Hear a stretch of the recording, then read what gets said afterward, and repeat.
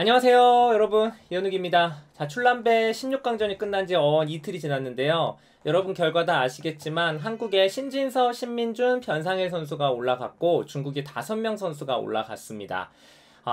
특히 이제 8강전 대진표가 신진서와 커제가 만나게 되면서 굉장히 화제가 됐었습니다. 예, 제가 대진표 관련해서는 여기 또 영상 올렸으니까 한번 보고 오시고요. 이번 16강전에 가장 그 논란거리 중에 하나죠. 바로 박정환 선수가 16강전에서 리웨이칭 선수에게 당한 3자? 3분의 4집? 4분의 1집? 반집? 뭐 말들이 굉장히 많습니다. 한국에서는 이제 반집이라고 표시가 되고 있는데 정확히 말하면은 또 한집반이라는 얘기도 있고, 그리고 항공들로 했으면 박정환이 반집을 이겼는데 중국룰 때문에 뭐 도둑을 맞았다는 얘기도 있고, 도대체 이게 뭐냐? 분명히 박정환이 이겼는데 왜 박정환이 진 걸로 표시가 되냐? 뭐 이러면서 굉장히 당시 생방송 생중계 당시에 논란이 많이 됐었던 바둑입니다. 자, 결과적으로는 박정환 구단이 리웨이칭 선수에게 아쉽게 한국식으로 따지면 반집패고요. 중국식으로 치면은 한집반 패가 됩니다. 이게 뭔 얘기인지 이제 차차 좀 설명을 드리도록 하겠습니다. 우리 타이잼의 우리 이영재 기자가 이 중국룰에 대해서 굉장히 자세하게 기사를 올려놨기 때문에 여러분들께 소개해드리기 위해서 영상을 켰습니다. 자, 박정환도 당한 중국룰 정격 해부, 공배도집, 중국룰과 한국룰 어떤 차이가 있을까라는 기사입니다. 나중에 시간이 되신다면 타이잼 홈페이지에 들어가셔서 이 기사를 쭉 보시면 좋을 것 같아요. 워낙 내용이 길고 방대합니다. 그래서 제가 주요한 장면만 좀 요약을 해서 설명을 해드리도록 하겠습니다. 자, 요거에 대해서 제가 아주 알기 쉽게 전혀 몰랐던 분도 알아들을 수 있게 제가 설명을 해드리도록 하겠습니다.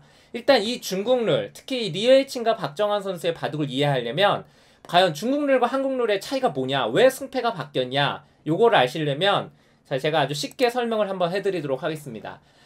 자, 이 중국룰과 한국룰의 가장 큰 차이는 이 계가 방식의 차이 때문에 벌어지는 일입니다. 자, 한국과 일본 룰은 사실상 같습니다.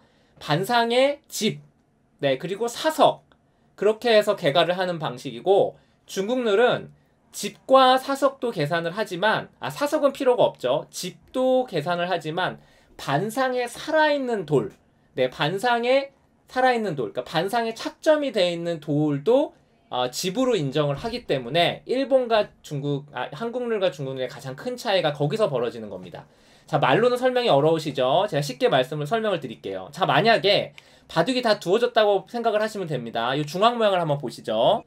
백이 여기를 두고 흑이 여기를 두고 끝납니다. 이렇게 하고 개가를 하면 끝이에요. 그렇죠? 자, 그런데 이러고 이제 승부가 가려집니다. 근데 만약에 이렇게 했는데 바둑을 진 거예요. 자, 바둑을 백이 졌습니다. 그럼 이 상황에서 흑도 마찬가지입니다. 여기서 흑이 여기를 들어가는 게 가능합니다. 여기를 들어가는 게 가능해요. 이게 한국 룰로 따지면 정신 나간 행동이죠. 왜냐하면 여기는 집이 아니기 때문에 흑이 여기를 또 다음에 잇는다고 해도 아무 의미가 없습니다. 그래서 그냥 정신 나간 행동인데, 중국 룰로 따지면 이게 패감이 많을 때는 반집을 뒤집을 수 있는 묘수가 됩니다. 자, 백이 당연히 이쪽을 두고 따내게 될 텐데, 따내게 되더라도 패감이 많아서 이 돌을 다시 따내게 되면 결국은 흑이 이 자리를 두게 됩니다.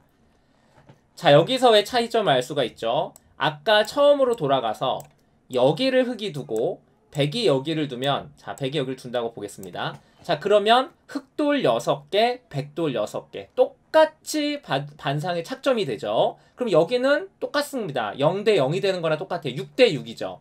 그런데 만약에 패감이 흑이 많았다고 가정하에 흑이 여기를 들어간 다음에 백이 패감이 없어요. 그러면 백이 뭐 공배를 다른 데를 메꾸든 아니면 착수 포기를 해야 됩니다. 자, 착수 포기를 하면 그때 흑이 여기를 딱 있게 되면 어떻게 되죠? 흑돌이 7개, 백돌이 5개. 여기서는 흑이 두 집을 이기게 됩니다.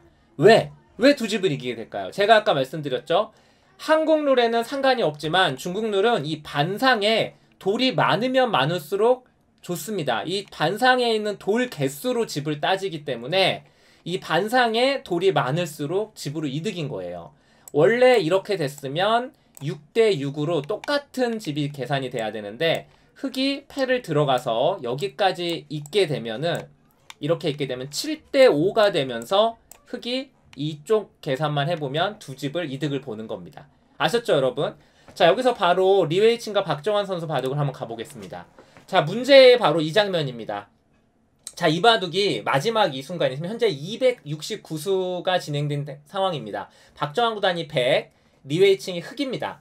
자, 이때 절의 지금 승률 그래프도 나오지만 100이 반집을 이길 수 있었던 바둑이에요. 자, 이 모양에서 박정환 구단이 결국은 어딜 두냐면 실전에 여기를 두어서 그냥 뒤로 양보를 합니다.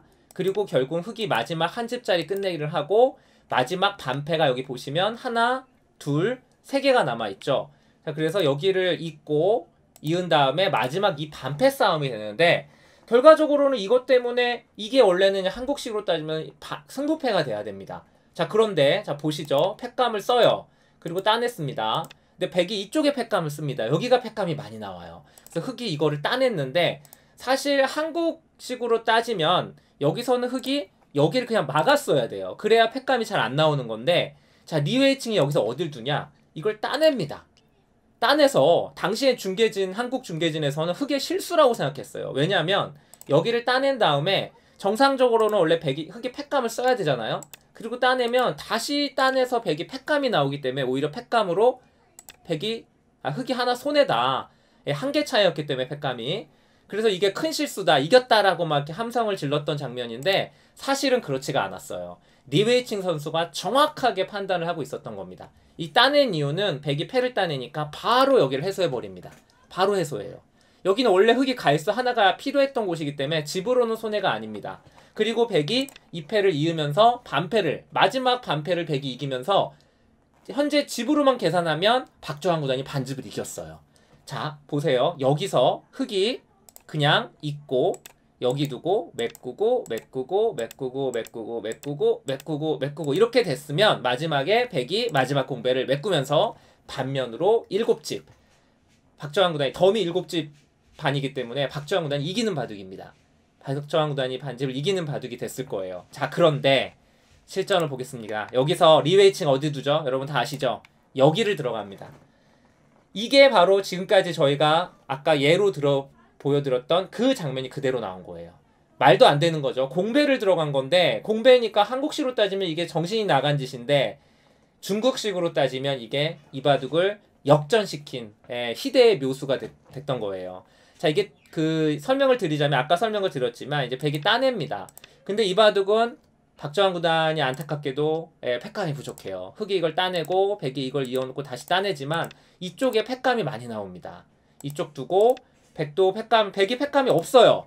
팩감이 지금 반상이 거의 없죠. 여기 하나, 두 개밖에 없지만 흙은 자, 백이 지금 이런 데 팩감을 쓸 수는 있지만 여기 팩감이 워낙 많이 나와요. 이런 데가 다 팩감입니다. 자, 그래서 실전에 박정환 구단 여길 둬요. 자, 이게 그러면 그 패를 포기한 거냐? 그렇지 않습니다. 여기서 만약에 리웨이칭이 또 여길 이었으면 역시 바둑은 이렇게 메꿔지면서 마지막 공배를 백이 메꿔서 백이 또 반집을 이깁니다. 아셨죠? 근데 리웨이칭 여기서 상대방이 공배를 메꾸니까 당연히 패를 해소해야 되는데 패를 해소하지 않고 같이 공배를 메꿔버립니다. 네, 같이. 백이 패를 따냈죠? 팩감을 쓰고 팩감이 많아요. 그리고 따냅니다. 백이 또 공배를 하나 팩감을 쓰고 따내니까 여기 팩감을 쓰고요. 자, 이제 팩감이 이제 말랐어요. 백이 이제 공배를 메꿨죠. 아, 또 메꿉니다. 예, 공배를 또 메꿔요. 따내니까 여기 팩감 쓰고 따내니까 백이 다른데 팩감이 없으니까 여길 뒀죠? 여기를 메꿨어요. 그리고 따내니까 여기 하나 팩감을 쓰고 따냈습니다. 실제로 저희가 화면에서는 여기서 종국이 된 걸로 나오는데 결과적으로는 여기서는 이제 박정환 구단이 지금 더 둔다면 여기다 팩감 하나 더 쓸 수는 있어요. 쓰고 따내더라도 여기에 팩감이 또 나오기 때문에 받을 수밖에 없죠. 그리고 나서 따내면 자, 여기 팩감이 하나 있죠? 여기 팩감이 하나 있어도 자, 흙은 여기도 아직도 팩감이 두 개가 더 있습니다. 자, 이러고 따내는 순간 자, 보세요. 반상에 여기 팩감은 하나 있죠? 야, 여기는 지금 여기 팩감이 하나 있어도 여기 팩감이 또 있습니다. 흙은. 그리고 여기도 팩감이 하나 있어요. 팩감은 안 돼요. 백이 안 됩니다. 자, 이렇게 따내는 순간 보세요. 팩감 하나도 없죠? 공배 하나도 없습니다. 그럼 여기서 박정환 구단이 어떻게 해야 되느냐? 착수 포기를 하거나 내 집을 메꿔야 됩니다. 내 집을 메꾸는 게 한국식으로 따지면 집으로 손해지만 중국식으로 따지면 아무 상관이 없습니다. 왜냐면 내 집이 한 집 줄어들었지만 반상에 내 돌이 하나가 착점이 되기 때문에 손해가 아니에요, 여러분. 이거를 이해하셔야만 이 바둑을 이해하실 수가 있습니다. 결국은 여기서 착수 포기를 했습니다. 중국에도 착수 포기가 있고 한국에도 착수 포기가 있어요. 착수 포기를 할 수 있습니다. 착수 포기를 하니까 착수 포기를 할까요? 지금 여기서는 여기 이 장면이죠. 이 장면에서 착수 포기가 없으니까 그냥 어딘가를 뒀을 때 흙이 여기를 이으면서 바둑이 끝이 난 겁니다. 그러니까 여기 마지막 장면만 보시면 이 장면에서 흙이 이쪽을 두고 따내면서 흙이 여기 공배 두 개를 다 흙이 들어가서 차지한 거기 때문에 아까 이 형태랑 보시면 돼요. 자, 이 형태 똑같죠? 여기서 흙이 여기를 들어가고 백이 둘 곳이 없으니까 착수 포기를 하니까 흙이 여기를 이으면서 7대 5가 된 거예요. 다시 한번 설명을 드리자면 여기 마지막에 이제 타이제미 기사에 나온 얘기를 한번 보겠습니다. 자, 중국식 개가 방식을 정리를 하면 중국식은 흙과 백집을 동시에 개가를 하는 한국식과는 다르게 한쪽만 계산을 합니다. 한쪽만 계산을 해도 승패가 정확히 나오기 때문에 흙과 백 한쪽만 계산을 해요. 여러분 혹시라도 중국식 개가하는 모습을 TV로 보신 적이 있으시다면 굉장히 의아할 겁니다. 중국은 끝나고 나면 대국자들이 개가를 하는 것이 아니라 심판이 와서 개가를 해줍니다. 굉장히 신기하죠? 대국자들이 개가를 하는 게 아니라 중국 기사끼리 대국을 해도 심판이 와서 대신 개가를 해줍니다. 자, 왜 한쪽만 개가를 해도 승패가 나오느냐? 중국은 이런 식으로 계산을 합니다. 여기를 한번 잘 설명이 되어 있는데 한번 보시죠. 중국식 개가 방식을 정리하면 바둑판 절반을 나눠 180.5라는 값을 도출합니다. 그러니까 무슨 얘기냐면 바둑판은 반상에 둘 수 있는 게 361이잖아요. 그러니까 둘로 나누면 180.5입니다. 그렇죠? 180.5입니다. 그러니까 180.5에서 조금 한 집이라도 더 차지하면 이기는 거예요. 실전에 패를 때려낸 종국 장면에서 반상의 흑돌은 잡힌 사석은 빼는 겁니다. 반상에 놓여져 있는 살아있는 돌이에요, 여러분. 잡힌 돌은 의미가 없습니다. 잡힌 돌은 다 드러내요, 여러분. 여러분들 가끔은 착각을 하시는데 그러면 상대방 돌에 이거 죽어있는 돌, 예를 들면은 이런 돌들도 다 그 개수로 포함하니 아닙니다. 반상에 살아있는 반상에 살아있는 돌만 관계가 됩니다. 반상에 살아있는 돌을 다 합치게 되면은 반상에 살아있는 돌 여기 써있죠. 잡힌 사석은 제외하고 모두 제외하고 살아있는 돌이 130개입니다. 130개 더하기 집이죠. 집 여기 플러스. 한국은 그냥 사석 더하기 집인데 중국은 사석이 빠지고 집과 돌 개수입니다. 살아있는 돌 개수. 그럼 184가 되죠. 184. 184. 그런데 마지막에 이 두 개를 차지하게 되면서 실제로는 185가 됩니다. 사석이. 마지막에 리웨이칭 선수가 여기를 하나 더 잇게 되면서 여기 돌이 착수가 안 됐지만 마지막에 이 반패를 흙이 잇게 되겠죠, 바둑이. 그러면 흑돌은 집 더하기 개수가 185가 돼요. 아까 말씀드렸죠? 덤까지 계산을 하면 180.5에서 7집반이라는 덤이 있어요. 그거를 제하면 185가 되면 흑이 이기고 흑이 184가 되면 백이 이기는 겁니다. 아셨죠? 이 숫자는 뭐 제가 말로 설명드려도 복잡하기 때문에 다시 한번 말씀드리지만은 중국과 한국의 가장 큰 차이 한국은 여기를 보면서 하겠습니다. 한국은 단지 내 집과 요 사석 그렇죠. 그리고 돌통에 있는 사석도 포함입니다. 그걸로 상대방 집을 메꿔서 흑과 백의 집을 결어서 개가로 내는 방식이라고 한다면 중국은 요 살아있는 돌, 그러니까 흑이든 백이든 상관이 없어요. 어느 한쪽만 개가를 하면 됩니다. 이 바둑판이 361이니까 180.5로 나눈다고 한다면 그렇게 보는 거예요. 그래서 흑돌 개수 더하고 그리고 반상의 흑돌 개수를 더하고 나의 집. 그러니까 흑이나 백이나 똑같아요. 어느 한쪽만 개가를 해서 185가 나오면 덤이 7집반인 경우에 흑돌이 185가 나오면 흑이 이기는 거고요. 흑돌이 184가 나오면 백이 이기는 겁니다. 아셨죠? 이게 승패가 바뀌는 일은 사실 거의 없어요. 거의 없는데 정말 이런 경우, 정말 이런 경우가 나오면, 이런 경우가 나오면 승패가 바뀌는 경우가 간혹 있습니다. 오늘도 아쉽게 그 형태가 나온 거예요.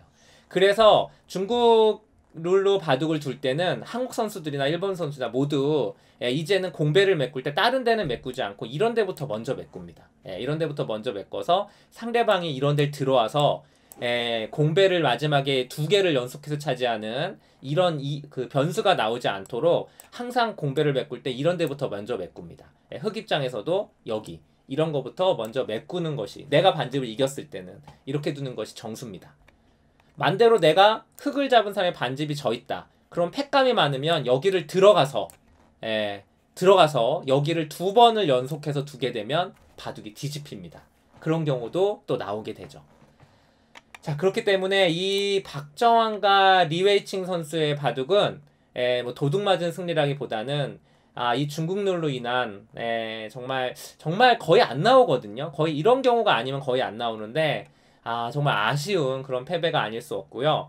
결론적으로 말씀을 드리면 박정환 구단이 이 상태에서 이거 흑이 따낸 장면에서 여기서 이거 둔수가 패착이에요. 여기서는 이 정말 어려운 판단인데요. 여기서는 여기를 단수를 친 다음에 패를 일단 따내고 흑이 패감을 하나 쓰고 따낼 때 여기를 두는 게 아니라 여기를 거꾸로 패를 들어갔으면 이 바둑은 박정환 구단이 이겼습니다.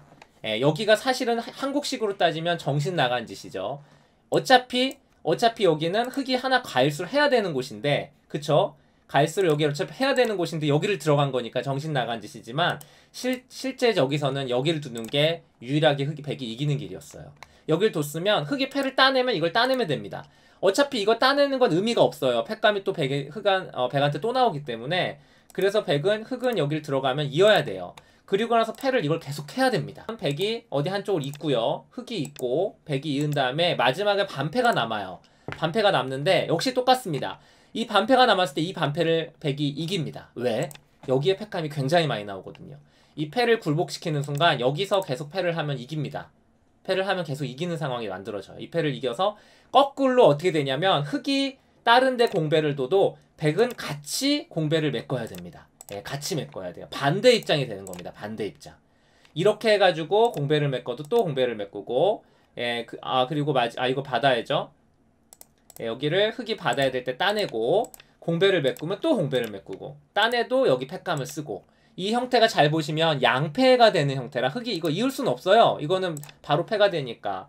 그럼 여기를 따내야 되는데, 그때 또 여기를 또 따내고, 공배를 메꾸면 마지막 공배까지 메꾸고 여기까지 딱 이으면 백이 반집을 이기게 됩니다. 이거 이제 실전이랑 개괄을 하면 공배의 개수가 다른 거예요. 이게 박정환 구단이 이 바둑을 승리하는 유일한 길이었어요. 마지막 장면에서.